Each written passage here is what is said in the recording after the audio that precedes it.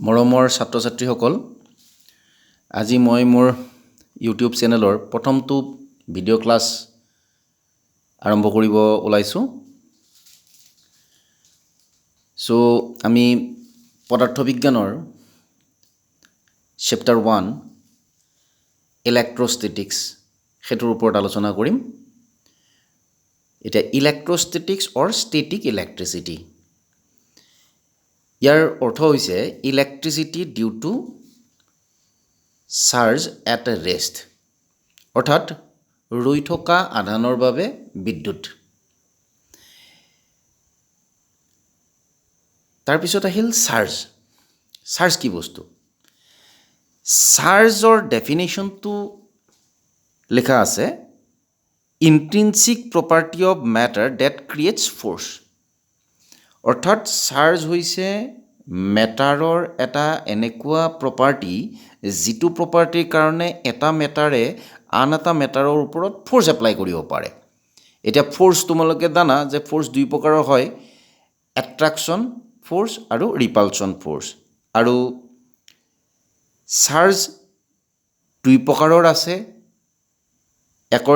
According to Benjamin Franklin, positive charge আৰু negative charge. এতিয়া positive charge মানে হৈছে প্ৰটন আৰু নেগেটিভ চাৰ্জ মানে হৈছে ইলেক্ট্ৰন। প্ৰটন আৰু ইলেক্ট্ৰনৰ চাৰ্জ ছেম, 1.6 ইনটু 10⁻⁻19 কুলম। আৰু একে নিচিনাকৈ ইলেক্ট্ৰনৰো চাৰ্জ 1.6 ইনটু 10⁻⁻19 কুলম, কিন্তু এটা পজিটিভ আৰু এটা নেগেটিভ। আৰু দুয়োটাৰে যিহেতু চাৰ্জৰ ভেলুটো ছেম আছে, সেইকাৰণে আমি দুয়োটাকে ইৰে বুজাম, স্মল ই লেটাৰেৰে বুজাম। কিন্তু নৰ্মেলি চাৰ্জ বুজাবৰ কাৰণে স্মল কিউ, কিছুমানে কেপিটেল কিউ লেটাৰ ইউজ কৰে। আমি স্মল কিউ ইউজ কৰিম বা কেতিয়াবা ভৱিষ্যতে আমি কেপিটেল লেটাৰ কিউ ইউজ কৰিম। তাৰপিছত আহিল চাৰ্জৰ মাছ। এতিয়া দুই প্ৰকাৰৰ চাৰ্জ, পজিটিভ আৰু নেগেটিভ। পজিটিভ চাৰ্জ মানে প্ৰটন, নেগেটিভ চাৰ্জ মানে ইলেক্ট্ৰন। প্ৰটনৰ মাছ 1.67 ইনটু 10⁻⁻27 কেজি আৰু ইলেক্ট্ৰনৰ মাছ হ'ল 9.1 ইনটু 10⁻⁻31 কেজি। আমি দেখা পালোঁ যে প্ৰটনৰ মাছ ইলেক্ট্ৰনৰ মাছতকৈ সামান্য বেছি। সেইকাৰণে তাৰৰ মাজেৰে যেতিয়া ফ্ল' হ'ব কেৱল ইলেক্ট্ৰন ফ্ল' হ'ব। এইটো কথা খুবেই মনত ৰখা দৰকাৰ যে কি ফ্ল' হয়, পজিটিভ চাৰ্জ ফ্ল' নহয়, অনলি ইলেক্ট্ৰন ফ্ল'জ। কাৰণ প্ৰটনৰ মাছ ইলেক্ট্ৰনৰ মাছতকৈ সামান্য বেছি। তাৰপিছত আহিল চাৰ্জৰ ইউনিট। SI unit coulomb. চাৰ্জৰ SI ইউনিট হৈছে কুলম আৰু CGS ইউনিট হৈছে ষ্টেট কুলম অথবা ESU। ESU মানে হৈছে ইলেক্ট্ৰষ্টেটিক ইউনিট। তো 1 কুলম মানে তোমালোকে মনত ৰাখিবা 3 ইনটু 10⁹ ষ্টেট কুলম। ইয়াৰ পিছত মই শ্ব' কৰিছোঁ ডিফাৰেঞ্চ বিটুইন চাৰ্জ এণ্ড মাছ। অৰ্থাৎ চাৰ্জ আৰু মাছৰ কি পাৰ্থক্য আছে। কাৰণ চোৱা, চাৰ্জো হৈছে ইন্ট্ৰিনচিক প্ৰপাৰ্টি আৰু মাছো হৈছে ইন্ট্ৰিনচিক প্ৰপাৰ্টি অফ মেটাৰ। এতিয়া চাৰ্জ আৰু মাছৰ যিটো ডিফাৰেঞ্চ, সেই ডিফাৰেঞ্চটো অকণমান চাই লোৱা। এইটো পৰীক্ষাত আহে, এটা দুটা কেতিয়াবা লিখিব দিয়ে। তো চাৰ্জৰ বিষয়ে 1 নম্বৰটো চোৱা, may be positive, may be negative or may be zero'. আৰু মাছত লিখা আছে it is always a positive quantity. তো চাৰ্জটো গমে পাইছা, পজিটিভ আৰু নেগেটিভ হ'ব পাৰে, আৰু কেতিয়াবা কোনো বস্তুত চাৰ্জ জিৰ'ও হ'ব পাৰে। ধৰা প্লাছ কিউ আৰু মাইনাছ কিউ চাৰ্জ আমি যোগ কৰিছোঁ, তে টোটেল চাৰ্জ কিমান হ'ব? টোটেল চাৰ্জ জিৰ' হ'ব। তো সেনেকুৱা ক্ষেত্ৰত বডি এটাৰ চাৰ্জ কেতিয়াবা জিৰ' হ'ব। অৰ্থাৎ তোমালোকে জানা যে বডি এটা নৰ্মেলি নিউট্ৰেল মানে অৰ্থাৎ তাত পজিটিভ চাৰ্জ যিমান, নেগেটিভ চাৰ্জো সিমানে থাকে। এতিয়া আমি যদি কওঁ যে বডিটোৰ টোটেল চাৰ্জ কিমান, তে আমি ক'ব লাগিব যে বডিটোৰ টোটেল চাৰ্জ জিৰ'। তো যি নহওক, 2 নম্বৰটো চোৱা, it is independent of velocity. চাৰ্জটো ভেল'চিটিৰ ওপৰত ডিপেণ্ড নকৰে, কিন্তু according to Einstein mass of body increases with velocity. Body এটাৰ মাছ ইনক্ৰিজ হয় কেতিয়া? যেতিয়া বডিটো বহুত স্পীডত মুভ কৰে। তো m is equal to m nought মানে ৰেচ মাছ তলত আছে divided by root over 1 minus v square by c square so' এইটো লিখিব নালাগে তোমালোকে জাষ্ট এইটো লাইন লিখিলে হ'ল mass of body increases with a velocity তাৰপিছত আহিল চাৰ্জ ইজ কোৱাণ্টাইজড 3 নম্বৰটো আছে আৰু মাছ ইজ নট কোৱাণ্টাইজ চ' কোৱাণ্টাইজেশ্যনৰ মিনিংটো মই কৈ আছোঁ অলপ পিছত নাম্বাৰ 4ত আছে ফ'ৰ্চ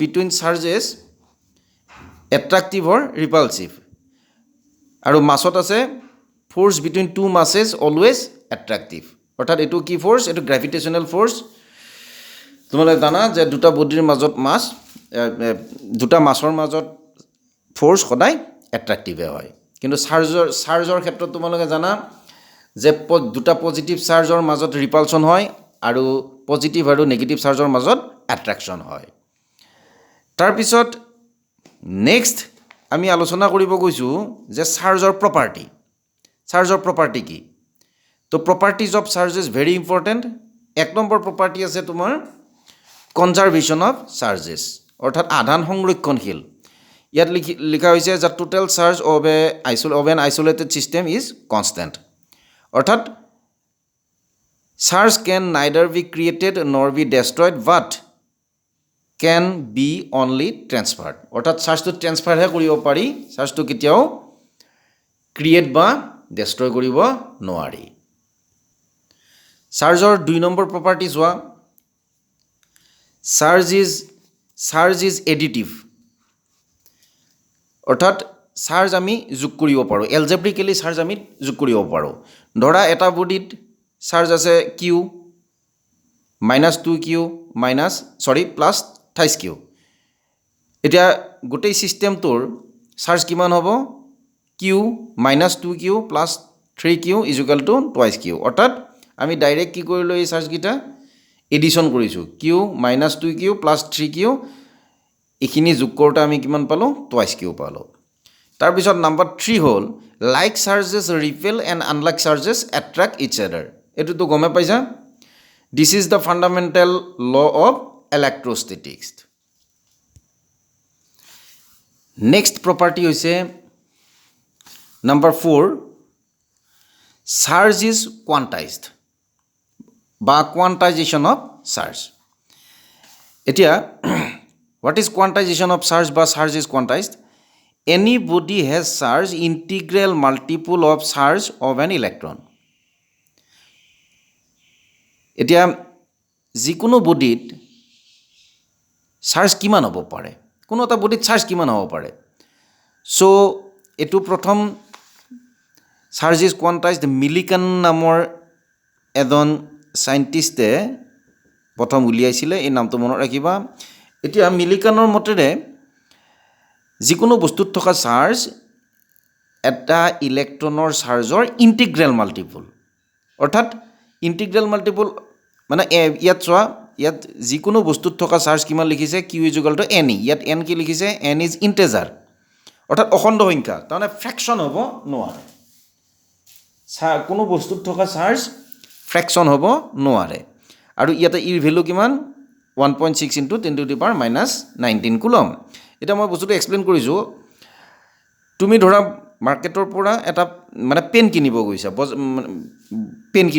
এতিয়া পেন কিনিব যাওঁতে তুমিতো ক'বা যে মোক এটা পেন দিয়ক বা দুটা পেন দিয়ক বা তিনিটা পেন দিয়ক তুমি বাৰু এনেকুৱা ক'বা নেকি যে মোক 1.5 পেন দিয়ক বা 2.5 পেন দিয়ক এনেকুৱাতো হ'ব নোৱাৰে গতিকে ঠিক তেনেকুৱা কোনো এটা বডিত থকা চাৰ্জ এনেকুৱা হ'ব লাগিব হয় ধৰা 5e নহয় ধৰা -6e প্লাছো হ'ব পাৰে মাইনাছো হ'ব পাৰে ইণ্টেজাৰ মানে অখণ্ড সংখ্যা তো 5e বা -6e বা 7e এনেকুৱা হ'ব লাগিব এনেকুৱা হ'ব নোৱাৰে মানে ধৰা 1.5e এইটো ইনভেলিড এইটো চাৰ্জ হ'ব নোৱাৰে তাৰমানে বডি এটাত থকা চাৰ্জ ইলেক্ট্ৰনৰ চাৰ্জৰ কি হ'ব লাগিব ইণ্টিগ্ৰেল মাল্টিপল হ'ব লাগিব ফ্ৰেকশ্যন হ'ব নোৱাৰে গতিকে কথাটো নিশ্চয় বুজি পাইছা এতিয়া মই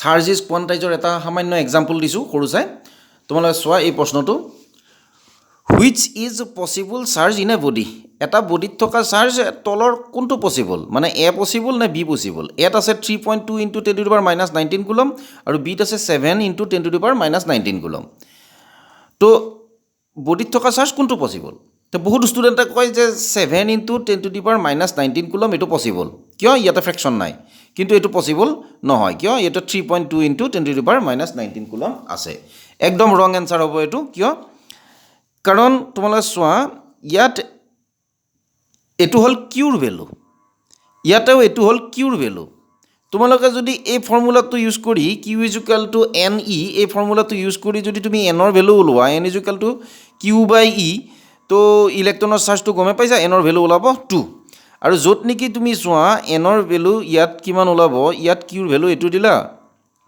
আৰু ইলেক্ট্ৰনৰ চাৰ্জৰ ভেলু এইটো আহিল গতিকে ultimately it becomes A fraction চাম ফ্ৰেকশ্যন এইটো তুমি ডিভাইড কৰিব প্ৰয়োজন নাই তুমি গমে পাইছা এইটো এটা ফ্ৰেকশ্যন ওলাব আৰু য'ত নেকি এইটো এটা ইণ্টেজাৰ ওলাব গতিকে নিশ্চয় আইডিয়াটো আহিছে যে কোনটো পচিবল বডি এটাত থকা চাৰ্জ কোনটো পচিবল এইটো পচিবল নে এইটো পচিবল চ' আমি এইটো চেক কৰিব লাগিব যে এনটো ইয়াত থকা যিটো ইণ্টেজাৰ এইটো ইণ্টেজাৰ ওলায় নে ফ্ৰেকশ্যন ওলায় যদি ইণ্টেজাৰ ওলায় তেতিয়াহ'লে ফ্ৰেকশ্যন তেতিয়াহ'লে পচিবল চাৰ্জ আৰু যদি ফ্ৰেকশ্যন ওলায় তেতিয়াহ'লে ইম্পচিবল চাৰ্জ